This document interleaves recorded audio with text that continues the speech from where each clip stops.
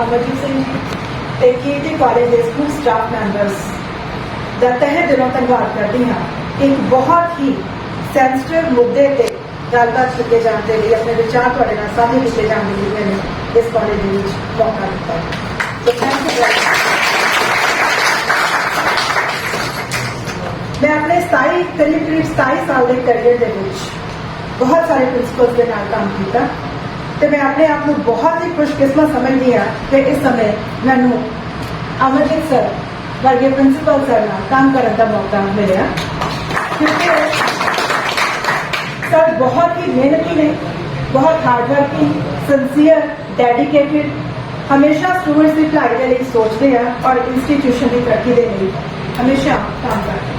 जिवें कि सर ने भी गल की थी कि असी मैं 2011 के महिंद्रा कॉलेज ज्वाइन किया, ट्रांसफर तो बाद इतने आई सी गुरदासपुर तो करीब 12 साल हो गए मैंने महिंद्रा कॉलेज के। पिछले 12 साल तो मेरी सर के नाल एक एसोसीएशन है, असी बहुत सारिया कमेटीज किया, सपोर्ट किया, कोऑपरेट किया, एनकरेज किया, इंस्पायर किया। So thank you very much.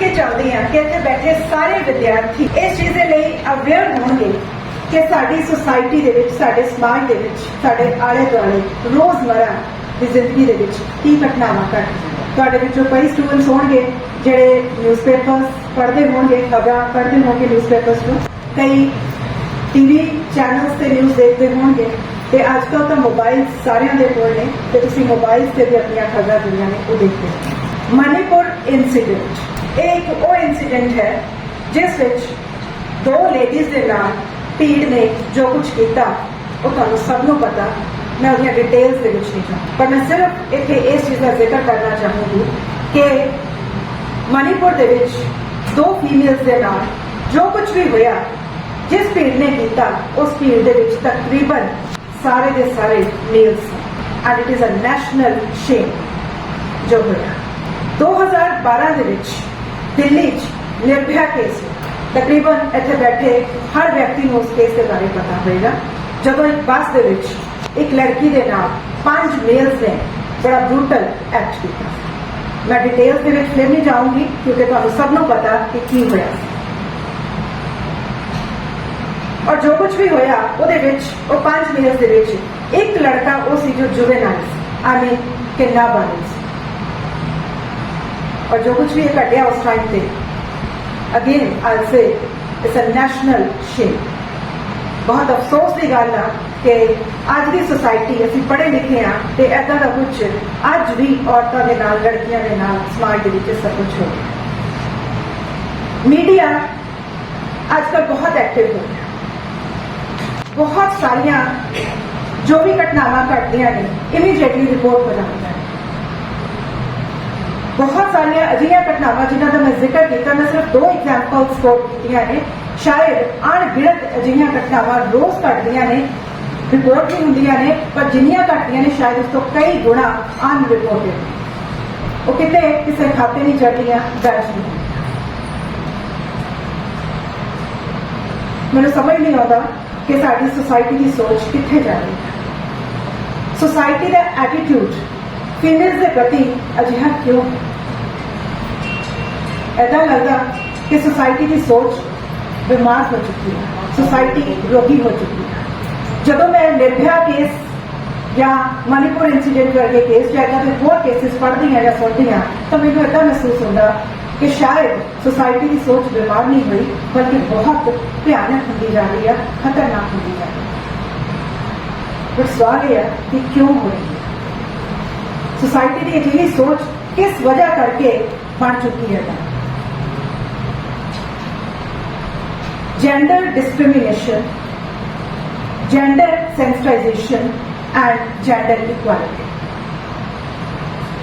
Punjabi के विच असीं इन्हां नूं कह दिंदे हां जेंडर डिस्क्रिमिनेशन, लिंग भेद, जेंडर सेंसिटाइजेशन, इस प्रति अवेयरनेस पैदा करना, चेतना पैदा करना। जेंडर इक्वालिटी, समानता लैके आनी मेल्स और फीमेल्स के बीच। ये 3 words gender discrimination, gender sensitization and gender equality. ये वर्ड्स ने जिहड़े कि इत्थे बैठे हर व्यक्ति ने, हर स्टूडेंट ने डेफिनेटली सुने हुए। आम तौर पर इन्हां ते वर्कशॉप्स कंडक्ट कीतियां जांदियां, सैमीनार्स कंडक्ट किए जाते हैं और टीवी डिस्कशनस होंदियां ने। और देखा जाए तो अज मैं भी इस मुद्दे पर इतने खड़े होकर बोल रही हाँ, क्योंकि जी साडी न्यू एजुकेशन पॉलिसी है इंप्लीमेंट होने वाली है, तो गवर्नमेंट ने इस विषय के उत्ते भी स्टूडेंट्स को अवेयर किए जाने के लिए जोड़ा है इंट्रोड्यूस करना सब्जेक्ट रादर उस चीज़ के लिए अवेयर किया जाए। ये जो मैं 3 वर्ड्स यूज किए, 3 टर्म्स यूज किए हैं, इन्होंने तिनों के विच एक वर्ड कॉमन है and that is gender. Now what is the meaning of gender? Gender तो की बात है, जेंडर का की मतलब है। हुण तुसीं स्टूडेंट्स ने कॉलेज के विच दाखला लिया, एडमिशन लिया, ऑनलाइन गवर्नमेंट पोर्टल से अपना फॉर्म फिल किया हो, या तुसीं होर भी किसी तरह का कोई किसी पर्पज के लिए फॉर्म फिल करते हो, तो उहदे विच एक कॉलम हुंदा जेंडर। तुसीं उत्थे मेल या फीमेल टिक करते, राइट? सो जेंडर, मेल और female. What is the meaning of male and female? Male and female is basically the biological meaning of gender. मतलब एक वो चीज़ आ, हकीकत आ, एक सच्चाई है कि कुदरत ने ह्यूमन बींग्स नो, इंसान नो या फीमेल बनाया या मेल बनाया। ये साड़ी कोई इंटरवेंशन नहीं। ह्यूमन बींग्स ने जड़े वो डिसाइड नहीं कर सकते कि ह्यूमन बींग्स के विचों कौन मेल होएगा, कौन फीमेल होएगा। सो कुदरत ने तय कर दिता, असं इन्हें चेंज नहीं कर सकते। एक हकीकत है, सच्चाई है, राइट? और ये एक कॉन्सैप्ट है, एक धारणा है जेंडर के बारे। जेंडर के बारे एक कॉन्सैप्ट होर भी है। वो की है कि जदों असीं सोसाइटी दे विच, समाज दे विच मेल्स और फीमेल्स नूं उन्हां दे रोल्स के अकॉर्डिंगली आइडेंटिफाई करते हैं कि किहड़ा काम मेल कर रहा है तो किहड़ा काम फीमेल कर रही है। आई मीन कुछ इदां दे काम ने सोसाइटी दे जिहड़े कि सिर्फ मेल्स नूं असाइन होए हुए ने, कुछ फीमेल्स नूं असाइन होए हुए। पर इस वे जो मैं गल कह रही हाँ तो शायद तुसीं ये सोचते होवोगे कि मैं गलत कह रही हाँ, काम तो सारे असीं मिल जुल के करते हैं। पर मैं इस समय प्रेजेंट सिनारियो तो थोड़ा जिहा पिछे हट के ट्रेडिशनल सोसाइटी की गल कर रही हाँ। ट्रेडिशनल सोसाइटी के विच की सी, जदों ट्रेडिशनल रोल्स एस्टैबलिश होए तो ह्यूमन बींग्स ने सोसाइटी के विच कामां दी वंड कर ली कि आ पर्टिकुलर काम मेल्स करेंगे, आ पर्टिकुलर काम फीमेल्स करेंगे। उहदे विचों जिहड़े काम डिवाइड कीते तो मेल जिहड़ा है उन्होंने ब्रैड विनर का रोल दिता गया। ब्रैड विनर का मतलब की है कि वह घरों बाहर जाएगा, नौकरी करेगा, पैसा कमाएगा, फैमिली को फाइनैंशियली सपोर्ट करेगा। ते विमेन ने जड़ियां औरतां उन्होंने हर्थ कीपर का रोल दिता गया। दैट मीनस वो घर के विच रहणगियां, घर का काम करेंगियां, किचन का काम हो गया, बाकी फैमिली को लुक आफ्टर करेंगियां, बच्चों को लुक आफ्टर करेंगियां। सो एक कामां दी वंड कर दी। सो एक ही है, कुछ भी नहीं, just it is a distribution of labour. कामां दी वंड की गई है, और कुछ नहीं होया। ये कामां दी वंड दूसरी तरह भी हो सकती है कि फीमेल्स घरों बाहर जांदियां, पैसा कमा के लियाउंदियां, घर नूं चलाउंदियां ते मेल्स घर के काम करते। फिर असीं उवें एक्सैप्ट कर लेना सी इस चीज़ नूं। इसदा मतलब कि जो ट्रेडिशनल सोसाइटी दे रोल्स डिस्ट्रीब्यूट कर दिते गए, असाइन कर दिते गए कि किहड़ा किहदा काम आ, असीं सदियां तो उन्हां रोल्स नूं, उन्हां कामां नूं एज सच एक्सैप्ट करके चले आ रहे हैं। इहदे नाल होया कि मेल की पोजीशन प्राइमरी बन गई, फीमेल की सैकेंडरी हो गई। मेल्स के कोल सारियां जड़ियां ने पावर्स आ गई, डिसीजन मेकिंग पावर उहदे कोल है, राइट्स उहदे कोल आ गए, अधिकार उहदे कोल आ गए। ड्यूटीज किहदे कोल चलियां गईयां? फीमेल्स दे कोल चलियां। एक डोमीनेट करन लग गया, आई मीन मेल्स ने डोमीनेट करना शुरू कर दिता, फीमेल्स सबऑर्डिनेट हो गई।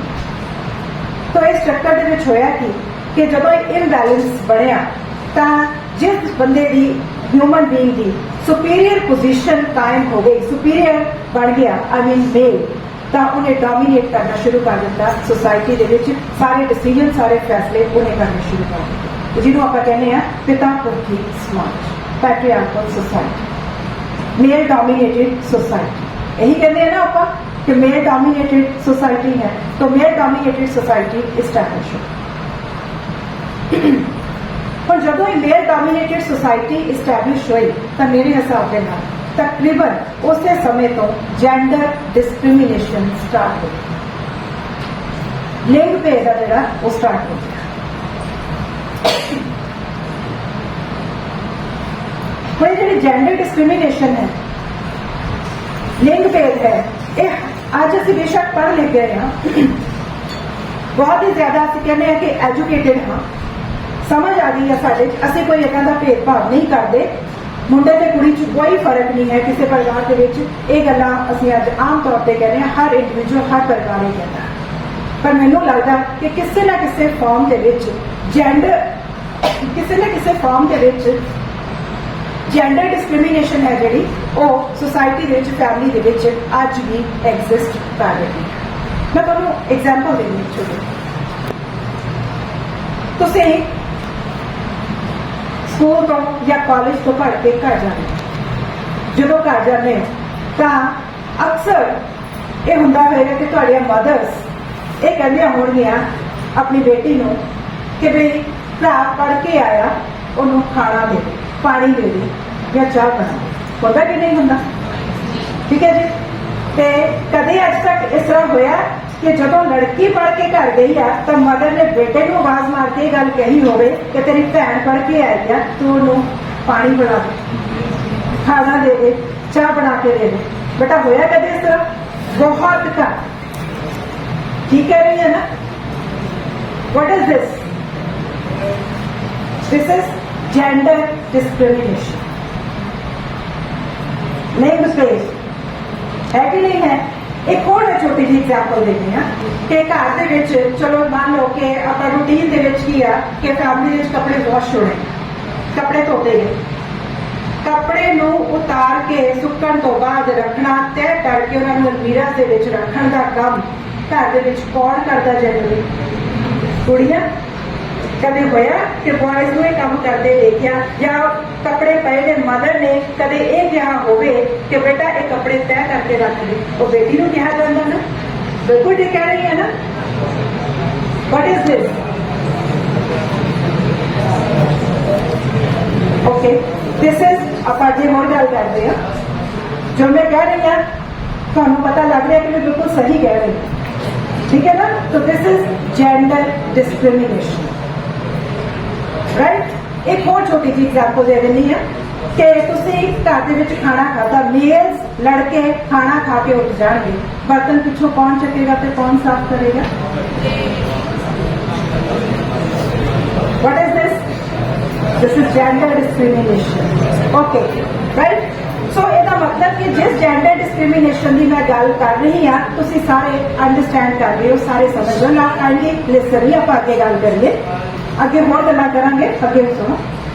तो ये जिहड़ी चीज है, मेरा मतलब कि मैं जिहड़ियां तुहानूं एग्जाम्पल्स दित्तियां ने, यही जेंडर डिस्क्रिमिनेशन है, लिंग भेद है, जिहड़ा कि तुसीं समझ गए।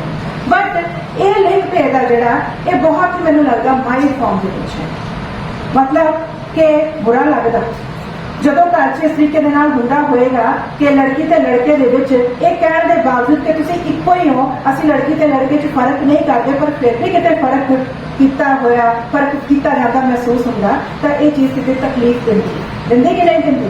राइट। तो पर क्योंकि असीं फैमिली दे विच रहना हुंदा, घर दे विच रहना हुंदा, एक दूसरे नाल कोऑपरेट करना, माहौल खराब नहीं करना हुंदा, असीं गुस्सा गिला कढ़ के औखे होके मुड़ के इन्हां चीज़ों को एक्सैप्ट करके ऐसा जुड़े होना। क्यों? क्योंकि ये बढ़िया होया कि रोल्स जिहड़े ने वो तय होए हुए ने कि किहड़ा रोल मिलदा, किहड़ा फीमेल दा, ये साडी साइकी दे विच सैट हो चुके।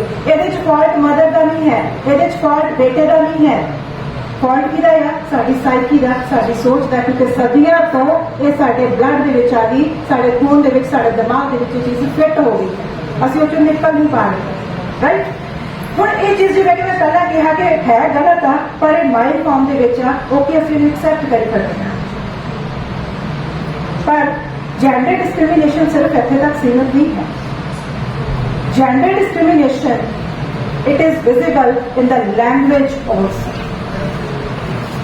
तुसीं आम तौर पर नोटिस किया होना कि ਮੇਲਸ ਨੇ ਜਿਹੜੇ ਲੜਕੇ ਉਹ ਲੜਕੀਆਂ ਦੇ ਪ੍ਰੈਜ਼ੈਂਸ ਦੇ ਵਿੱਚ ਐਬਿਊਸਿਵ ਲੈਂਗੁਏਜ ਯੂਜ਼ ਕਰਦੇ ਨੇ। ਬਹੁਤ ਸਿੰਪਲ ਸ਼ਬਦਾਂ 'ਚ ਕਹਿ ਦਿੰਦੇ ਆ, ਗਾਲ ਕੱਢ ਦਿੰਦੇ ਆ, ਠੀਕ ਹੈ। ਔਰ ਕਈ ਵਾਰੀ ਤਾਂ ਕੀ ਹੁੰਦਾ ਕਿ ਸਿਰਫ ਲੜਕੀਆਂ ਦੀ ਪ੍ਰੈਜ਼ੈਂਸ ਦੇ ਵਿੱਚ, ਫੀਮੇਲਸ ਦੀ ਪ੍ਰੈਜ਼ੈਂਸ ਦੇ ਵਿੱਚ ਇਹ ਐਬਿਊਸਿਵ ਲੈਂਗੁਏਜ ਯੂਜ਼ ਹੀ ਨਹੀਂ ਹੁੰਦੀ, ਬਲਕਿ ਫੀਮੇਲਸ ਦੇ ਲਈ ਵੀ ਹੁੰਦੀ ਹੈ। ਉਹਨਾਂ ਨੂੰ ਵੀ ਗਾਲ ਕੱਢ ਕੇ ਇਸ ਲੈਂਗੁਏਜ ਦੇ ਨਾਲ ਐਡਰੈਸ ਕੀਤਾ ਜਾਂਦਾ। What is this? ਇਹ ਠੀਕ ਹੈ? This is gender discrimination. ਮੈਂ ਇੱਕ ਹੋਰ ਗੱਲ ਜਿੱਥੇ ਕਹਿ ਦਵਾਂ ਕਿ ਇਸ ਐਬਿਊਸਿਵ ਲੈਂਗੁਏਜ ਵਿੱਚ ਆਮ ਤੌਰ ਤੇ, ਮੈਂ ਹੁਣ ਖੁੱਲ੍ਹ ਕੇ ਗੱਲ ਕਹਿ ਰਹੀ ਹਾਂ ਕਿ ਆਮ ਤੌਰ ਤੇ ਜਦੋਂ ਅਸੀਂ ਇੱਦਾਂ ਦੀ ਐਬਿਊਸਿਵ ਲੈਂਗੁਏਜ ਯੂਜ਼ ਕਰਦੇ ਹਾਂ ਤਾਂ ਉਹਦੇ 'ਚ ਮਾਂ ਜਾਂ ਭੈਣ ਵਰਡ ਯੂਜ਼ ਹੁੰਦਾ, ਕਦੇ ਪਿਓ ਜਾਂ ਭਰਾ ਵਰਡ ਯੂਜ਼ ਹੋਇਆ। then what is it? Don't you think that this is gender discrimination? गलत है ना? ठीक है जी। जेंडर डिस्क्रिमिनेशन इस तो ऊपर भी है, और violent form they which, eve teasing, sexual harassment, domestic violence और अल्टीमेटली इन सारिया चीज़ों के नाल गर्ल्स की, फीमेल्स की डेथ हो जाती। जिवें कि हुणे मैं इंसीडेंट्स कोट करके हटियां दो कि मणिपुर दे विच हुण जो होया रिसेंटली निर्भया के नाल होया, इदां दे बहुत सारे केसेस जिहड़े अनरिपोर्टेड भी ने ते रिपोर्टेड केसेस भी आए दिन इदां दीयां खबरां तुसीं न्यूज़पेपर्स दे विच पढ़दे हो। तो वो की चीज़ आ कि इस लैवल तक डिग जाना, इस लैवल ते आके किसी नूं बेइज्जत करना, औरत नूं जलील करना, ये तो बहुत ही माड़ी गल है। This is gender discrimination, right. हुणे जिहड़ी जेंडर डिस्क्रिमिनेशन है, अज जदों असीं इत्थे डिफरेंट प्लेटफॉर्म्स से खड़े होकर इस जेंडर डिस्क्रिमिनेशन की गल करते हैं कि गलत आ, ये नहीं होनी चाहिए, तो असीं बच्चिआं नूं सेंसिटाइज करने की कोशिश करते हैं, सोसाइटी नूं सेंसिटाइज करने की कोशिश करते हैं, उन्होंने संवेदनशील बनाने की कोशिश करते हैं, उन्हें चेतना पैदा करने की कोशिश करते हैं कि चीज़ां गलत ने, ये नहीं होना चाहिए। तो फिर होना की चाहिए? जेंडर इक्वालिटी, बराबर होना चाहिए सारा कुछ। क्यों? क्योंकि मेल्स एंड फीमेल्स एक ही है, ये बाद दे विच सब तो पहला वो की ने, दे आर ह्यूमन बीइंग्स, इंसान ने सब तो पहला ह्यूमन बीइंग्स ने, मेल्स और फीमेल्स, और बाद दे विच इस करके जिन्ना रिस्पैक्ट, जिन्नी रिस्पैक्ट मेल्स नूं चाहिदी है, उन्नी रिस्पैक्ट फीमेल्स नूं चाहिदी है। जिन्नी इमोशंस मेल्स दे विच ने, उन्नियां इमोशंस फीमेल्स दे विच ने। जो दोनों दुख तकलीफ लगता है, दर्द महसूस होता, खुशी महसूस होती है, वही फीमेल्स नूं होती है। फिर असीं अलग किवें हो गए, फिर असीं वक्रे एक दूसरे तो किवें हो गए। एक जेंडर दूसरे जेंडर नूं टीज क्यों करता, ਉਹਦੇ ਨਾਲ गलत बिहेवियर क्यों, ਉਹਦੇ प्रति गलत रवैया असीं क्यों रखिया, ਉਹਨੂੰ पब्लिकली ਉਹਦੀ इंसल्ट क्यों करते हैं, डीमोरलाइज ਉਹਨੂੰ क्यों करते हैं, ਉਹਦੇ ਲਈ गंदे और गलत रिवाज क्यों असीं यूज करते हैं, जब असीं है ही बेसिकली ह्यूमन बीइंग्स और बराबर। जेंडर इक्वालिटी ਇਹਨੂੰ ਅਸੀਂ ਕਹਿੰਦੇ ਹਾਂ, समानता। इत्थे मैं एक होर गल कहनी चाहूँगी कि जो आप जेंडर इक्वालिटी की गल करते हैं कि इस तरह जिदा अज मैं इत्थे खड़ी होकर तुहानूं इस जेंडर इक्वालिटी के बारे दस्सण की कोशिश कर रही हैं कि आप समाज के जेंडर इक्वालिटी लैके आनी है, या तुहाडे सिलेबस के इदां दीयां चीज़ां इंट्रोड्यूस कीतियां जाणगियां, वर्कशॉप्स लगदियां ने, सैमीनार्स हुंदे ने, या डिस्कशनस हुंदियां ने, राइट। तो असीं जेंडर इक्वालिटी की गल करते हैं कि जेंडर इक्वालिटी लैके आनी है, क्यों लैके आनी है, जेंडर इक्वालिटी क्यों लैके आनी। मैनूं इदां लगदा कि किहड़ी लिआउण वाली चीज़ आ, ये तो ऑलरेडी साडे इंडियन कल्चर, साडी इंडियन सोसाइटी, साडे हिंदू रिलीजन दे विच पहला तो ही एग्जिस्ट करदी है in the form of Ardhanarishwar. The concept of Ardhanarishwar is a symbolic of gender equality. Now what is Ardhanarishwar? Ardhanarishwar is a combination of three words. Ardh means half, Nari means woman, female, Ishwar means Lord.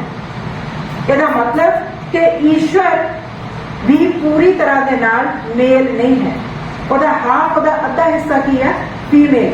ईश्वर भी female तो बिना complete नहीं है, पूरा नहीं है। तुसी आम तौर पर सुनिया शिव शक्ति, शिव पार्वती, ये दो नाम आप इकट्ठे लेने कि नहीं लेने, लेने ना। तो जे कदे तुसीं शिव जी का अर्धनारीश्वर रूप देखिया होवे, नहीं देखिया तो सर्च करो, पता लग जाऊगा।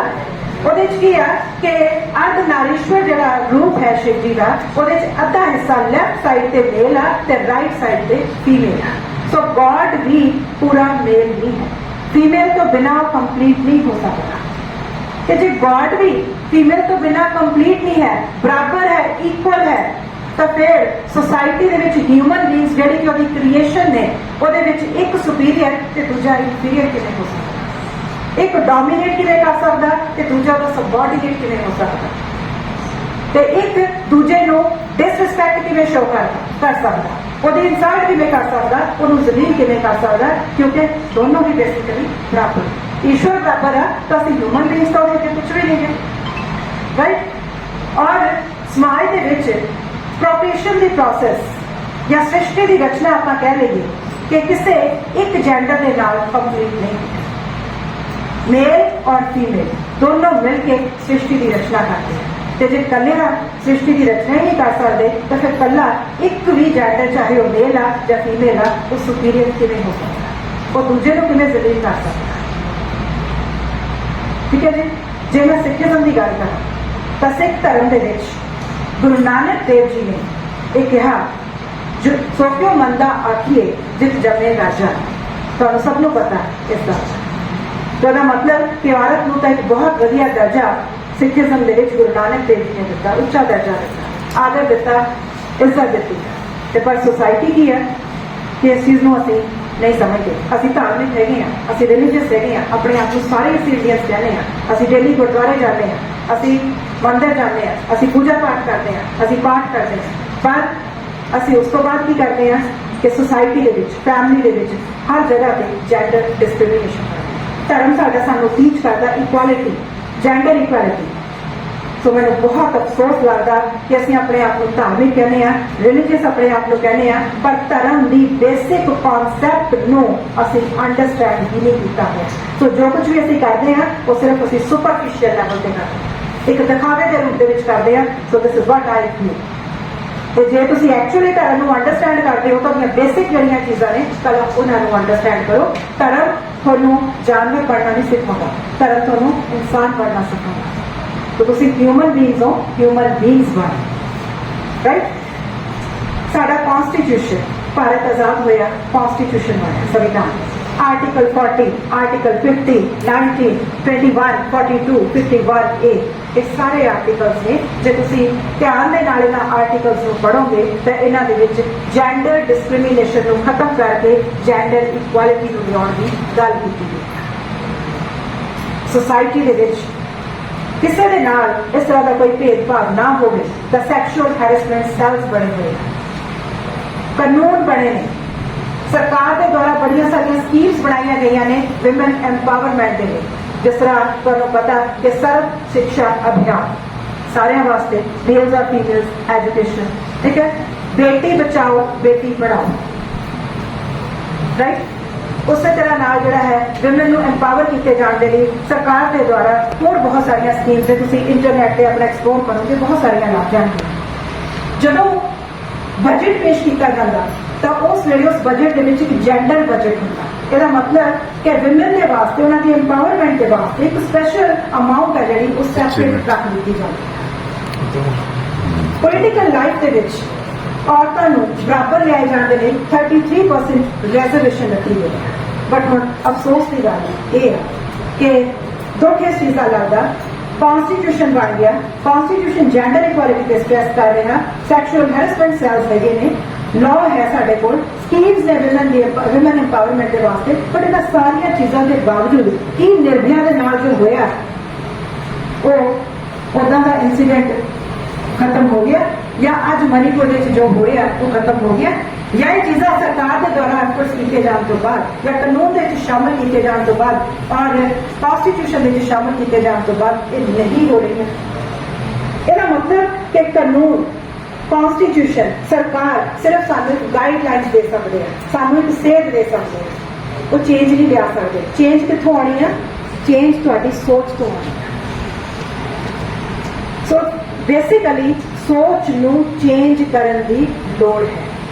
ਜਦੋਂ ਅਸੀਂ ਆਪਣੀ ਸੋਚ ਨੂੰ ਚੇਂਜ ਕਰ ਲਵਾਂਗੇ, ਨਾ ਸਾਨੂੰ ਲਾਅ ਦੀ ਲੋੜ ਰਹੇਗੀ, ਨਾ ਸੈਕਸ਼ੂਅਲ ਹੈਰੈਸਮੈਂਟ ਸੈਲਸ ਦੀ ਲੋੜ ਰਹੇਗੀ, ਨਾ ਸਰਕਾਰ ਨੂੰ ਵਿਮਨ ਐਮਪਾਵਰਮੈਂਟ ਦੇ ਵਾਸਤੇ ਕੁਝ ਐਫਰਟਸ ਕਰਨ ਦੀ ਲੋੜ ਰਹੇਗੀ। तो सोच ਨੂੰ ਚੇਂਜ ਕਰਨਾ, ਸੋਚ ਦੇ ਵਿੱਚ ਤਬਦੀਲੀ ਲੈ ਕੇ ਆਉਣਾ, ਇਹ ਸਭ ਤੋਂ ਪਹਿਲੀ ਗੱਲ ਆ, ਸਭ ਤੋਂ ਵੱਡੀ ਔਰ ਜ਼ਰੂਰੀ ਗੱਲ। ਇੱਥੇ ਜਦੋਂ ਮੈਂ ਸਾਰੀਆਂ ਗੱਲਾਂ ਕਹਿ ਰਹੀ ਹਾਂ ਤਾਂ ਸ਼ਾਇਦ ਤੁਹਾਨੂੰ ਐਵੇਂ ਲੱਗਦਾ ਹੋ ਕਿ ਮੈਂ ਫੀਮੇਲਸ ਦੇ ਹੱਕ ਦੀ ਗੱਲ ਜ਼ਿਆਦਾ ਕਰ ਰਹੀ ਹਾਂ, ਮੇਲਸ ਨੂੰ ਤਾਂ ਮੈਂ ਕੁਝ ਕਹਿ ਹੀ ਨਹੀਂ ਰਹੀ, ਜਾਂ ਮੇਲਸ ਦੇ ਬਾਰੇ ਤਾਂ ਮੈਂ ਗੱਲ ਹੀ ਨਹੀਂ ਕੀਤੀ। ਇੱਥੇ ਲੜਾਈ ਜਾਂ ਗੱਲ ਕਰਨਾ, ਇਸ ਚੀਜ਼ ਦੀ ਲੜਾਈ ਨਹੀਂ ਹੋ ਰਹੀ ਕਿ ਅਸੀਂ ਮੇਲਸ ਨੂੰ ਪਿੱਛੇ ਧੱਕ ਕੇ ਫੀਮੇਲ ਨੂੰ ਅੱਗੇ ਲੈਂਦੇ ਜਾਈਏ, ਜਾਂ ਇਸ ਚੀਜ਼ ਦੀ ਗੱਲ ਨਹੀਂ ਹੋ ਰਹੀ ਕਿ ਅਸੀਂ ਮੇਲਸ ਨੂੰ ਹਰਾ ਕੇ ਫੀਮੇਲਸ ਨੂੰ ਜਿਤਾਉਣਾ ਹੈ। ਗੱਲ किस चीज की हो रही है कि दोनों बराबर ने, दोनों इक्वल ने, दोनों को ਅਸੀਂ बराबर समाज के दर्जा देना, इक्वल रिस्पैक्ट देनी है, इक्वल ट्रीटमेंट देना है, बराबरी लैके आना। गल इस चीज की है। हुण आम तौर पर की है कि रोल्स जिहड़े ने साडे ट्रेडिशनल रोल्स जिन्हां दी मैं पहला गल कीती है, वो चेंज नहीं होए। मैं ये नहीं कहूँगी कि वो रिवर्स हो गए, चेंज नहीं होए, उत्थे दे उत्थे खड़े ने, पर थोड़ी बहुत उहदे च तब्दीली जिहड़ी नजर आउंदी है कि विमेन ਹੁਣ ਸਿਰਫ ਹੱਥ ਕੀਪਰ ਨਹੀਂ ਹੈ, ਉਹ ਬ੍ਰੈਡ ਵਿਨਰਸ ਵੀ ਬਣ ਗਏ, ਘਰੋਂ ਬਾਹਰ ਨਿਕਲ ਕੇ ਆ ਗਈਆਂ, ਲੜਕੀਆਂ ਪੜ੍ਹ ਵੀ ਰਹੀਆਂ ਨੇ, ਲੜਕੀਆਂ ਜੌਬਸ ਵੀ ਕਰ ਰਹੀਆਂ ਨੇ। ਅਸੀਂ ਇੱਥੇ ਦੇਖ ਰਹੇ ਹਾਂ ਤੁਹਾਡੇ ਨਾਲ ਜਿੰਨੇ ਤੁਸੀਂ ਬॉयਜ਼ ਬੈਠੇ ਹੋ, ਮੇਰੇ ਖਿਆਲ ਕਈ ਉਨੀਆਂ ਹੀ ਗਰਲਸ ਬੈਠੇ। ਟੀਚਰਸ ਉਹਨਾਂ ਦੇ ਵਿੱਚ ਜਿੰਨੀ ਸਟਰੈਂਥ ਆ, ਮੇਰੇ ਖਿਆਲ ਉਨੀ ਹੀ ਸਟਰੈਂਥ 50% ਫੀਮੇਲ ਟੀਚਰਸ ਦੀ। ਠੀਕ ਹੈ ਜੀ। ਸੋ ਕੱਲਾ ਸਿਰਫ ਇਸ ਐਜੂਕੇਸ਼ਨ ਫੀਲਡ ਦੇ ਵਿੱਚ ਮੈਂ ਗੱਲ ਨਹੀਂ ਕਰਦੀ, किसी भी डिपार्टमेंट के देखिए तो फीमेल्स अगे आ चुकी हैं, बहुत मेहनत के नाल काम कर रही हैं और अपने आप को प्रूव भी कर रही हैं। बट प्रॉब्लम कितने है, उन्होंने इस चीज़ को रिकॉगनाइज किए जाए कि उन्होंने हुनर है, वो मेल के बराबर खड़ के काम कर सकती हैं। हम प्रॉब्लम कितने आ गई कि जो लड़की पढ़ ली, वो एजुकेटेड है, ਉਹਦੇ अंदर लॉजिक आ गया, रैशनैलिटी डिवेलप हो गई, वो गल समझण लग गई, घरों बाहर निकली, जॉब करन लग गई, पैसा अर्न करन लग गई। इसका मतलब कि कितने ना कितने डिसीजन मेकर भी बन गई। राइट। और जो डिसीजन मेकर बन गई, अपना ओपीनियन घर के अगे रखने लगी, तो मेल उस चीज़ को हुण एक्सैप्ट करने के लिए तैयार नहीं। उत्थे कॉन्फ्लिक्ट आ गया, उत्थे क्लैश आ गया। जो उत्थे कॉन्फ्लिक्ट है, क्लैश है, तो लड़ाई झगड़ा, तो मेल फील करन लग गया कि जेंडर डिस्क्रिमिनेशन तो मेरे नाल हो रही है, मैनू परेशान किया जा रहा, औरत मैनू क्रिटिसाइज करती है। बट बेटा मेरा सवाल ये है कि जो मेल्स नूं फीमेल्स ने अज थोड़ा बहुत कुछ कहा, तो मेल्स कदों तो कहता आ रहे हैं, कितनी देर तो बर्दाश्त करते आ रहे हैं। सो मैं फीमेल्स के हक की नहीं गल करती, मैं मेल्स के हक की गल नहीं करती। मैं सिर्फ एक गल कर रही हाँ कि असी ह्यूमन बीइंग्स हाँ, असी बराबर हाँ, असी किसी को हराना नहीं तो किसी को जिताना नहीं, असी इक्वल बन के रहना, इक्वल रिस्पैक्ट एक दूसरे को देना। मैं जिस तरह एक छोटी जी गल होर करनी चाहूँगी, इस तो बाद मैं वाइंड अप कर दी हाँ। मैंने पता कि तुम बहुत देर से बैठे सुन रहे हो, शायद हुण तुहाडी पेशेंस लैवल खत्म हो रहा है, तो प्लीज़ एक सेंसिटिव मुद्दा बेटा, इन्ना इनू लाइटली नहीं लेना चाहिए। बड़े बहुत संवेदनशील विषय पर आप गल कर रहे हैं, समझने की लोड़ है। एनीवे, तो ये मैं सिर्फ एक गल कहूँगी, तुम बच्चों ने एडमिशन ली है कॉलेज के जो तुम आए हो, तो इतने बैठे हो, तो मेरी नज़र के लड़की नहीं है बैठी, ये लड़का नहीं बैठा। मेरी नज़र कौन है? ये सारे स्टूडेंट्स, सारे विद्यार्थी। राइट। जो मैं स्टूडेंट्स तुहानूं कह रही हूँ विद्यार्थी, तो मैं कोई जेंडर डिस्क्रिमिनेशन नहीं कर रहा। और तुम क्लासा इकट्ठे बैठ के पढ़ोगे कल तो क्लास कोई लड़की नहीं होगी, कोई लड़का नहीं होगा, तुम उत्थे की रहोगे? स्टूडेंट्स तो होगे, तुम उत्थे क्लास फेलोज हो। राइट। सो जो तुम उत्थे क्लास फेलोज होगे तो एक दूसरे को पूरी इज्जत दोगे, रिस्पैक्ट करोगे, तो यह मतलब बहुत वधिया कॉर्डियल माहौल डिवेलप होगा। उस माहौल के एक दूसरे तो बहुत कुछ सीखते हो, ਤੁਹਾਡੀ ग्रोथ होंगी है, ਤੁਹਾਡੀ डिवेलपमेंट होंगी है। पर जो तुम एक दूसरे पे गलत रिमार्क्स करोगे, उन्होंने डिमोरलाइज करने की कोशिश करोगे, तो ना तो तुम किसी को सीखते हो, माहौल खराब होंगे, तो कोई ग्रोथ नहीं होंगी, ਤੁਹਾਡੀ डिवेलपमेंट है जी हो रही। सो अल्टीमेटली मैं एक गल कहना चाहूँगी कि तुम विद्यार्थियों ने अपने अंदर जब तुम कॉलेज एडमिशन लै ਲਈ ਇੱਥੇ ਪੜ੍ਹਨਾ ਪੜ੍ਹਾਈ ਦੇ ਨਾਲ ਵੋਕੇਸ਼ ਨੌਲੇਜ ਹਾਸਲ ਕਰਨ ਦੇ ਨਾਲ ਹੋਰ ਐਕਟੀਵਿਟੀਜ਼ ਵਿੱਚ ਪਾਰਟਿਸਿਪੇਟ ਕਰਕੇ ਆਪਣੀ ਪਰਸਨੈਲਿਟੀ ਨੂੰ ਨਿਖਾਰਨ ਦੇ ਨਾਲ ਇੱਕ ਚੀਜ਼ ਆਪਣੇ ਅੰਦਰ ਹੋਰ ਪੈਦਾ ਕਰਨੀ ਹੈ ਕਿ ਆਪਣੀ ਸੋਚ ਨੂੰ ਚੇਂਜ ਕਰਨੀ। और ये सोच तुसी कॉलेज के अंदर क्लासा के अंदर तक सीमित नहीं रखनी, इतों निकल के घर के विच भी सोच रखनी है, उस तो बाद तुसी समाज में भी सोच देनी है। जदों असीं सारे इंडिविजुअल इस चीज़ की जिम्मेवारी है कि असीं बराबर एक दूसरे को ट्रीट करना, तो उहदे नाल मेरे ख्याल गवर्नमेंट्स नूं एफर्ट्स करन दी लोड़ नहीं रहेगी। ਤੁਹਾਡੇ ਸਿਲੇਬਸ ਦੇ ਵਿੱਚ ਇੱਦਾਂ ਦੇ ਵਿਸ਼ੇ ਇੰਟਰੋਡਿਊਸ ਕਰਨ ਦੀ ਲੋੜ ਨਹੀਂ ਰਹੇਗੀ, ਕਿਸੇ ਨੂੰ ਬੋਲਣ ਦੀ ਲੋੜ ਨਹੀਂ ਰਹੇਗੀ, ਸਮਝਾਉਣ ਦੀ ਲੋੜ ਨਹੀਂ ਰਹੇਗੀ। ਸੋਸਾਇਟੀ ਆਪਣੇ ਆਪ ਆਟੋਮੈਟਿਕਲੀ ਚੇਂਜ ਹੋ ਜਾਏਗੀ। ਸੋ ਇਹੀ ਮੇਰਾ ਤੁਹਾਨੂੰ ਮੈਸੇਜ ਹੈ। So thank you.